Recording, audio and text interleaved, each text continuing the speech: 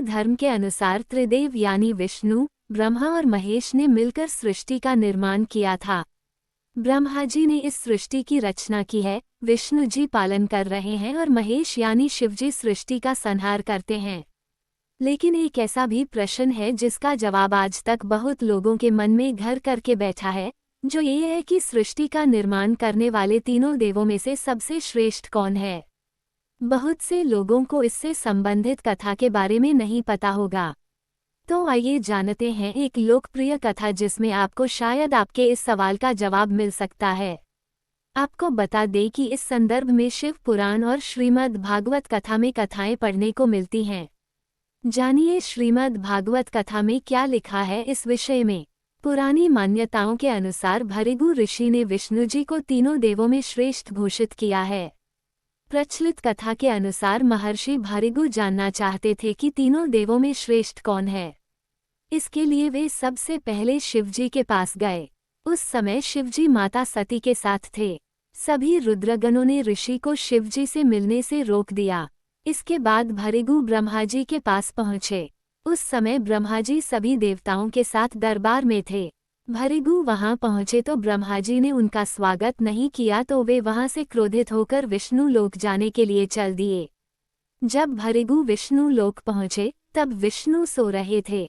भृगु ने इसे अपना अपमान समझा और क्रोध से विष्णु की छाती पर पैर मार दिया।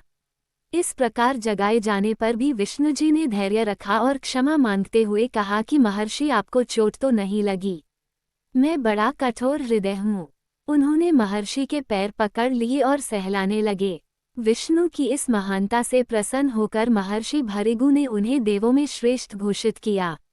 इसी तरह शिवपुराण में दी गई कथा के अनुसार एक बार ब्रह्मा और विष्णु में विवाद हो गया कि उन दोनों में से बड़ा कौन है। जब विवाद इतना बढ़ गया कि उन दोनों में युद्ध की नौबत आ गई, तब उन दोनों के मध्य एक बड़ा सा अग्नि स्तंभ प्रकट हो गया। अब उन दोनों ने ये निश्चय किया कि जो भी पहले इस अग्नि स्तंभ के अंत को पा लेगा वही श्रेष्ठ है। भगवान विष्णु उस स्तंभ के अंत को पाने के लिए नीचे की ओर गए और ब्रह्मा जी ऊपर की तरफ गए। दोनों में से कोई भी इस अग्नि स्तंभ के अंत को पाने में सफल न हो सका। जिसके बाद भगवान विष्णु ने तो अपनी हार स्वीकार कर ली, परंतु ब्रह्मा जी ने असत्य कहा कि उन्हें अंत मिल गया है, इसलिए मैं श्रेष्ठ हूँ।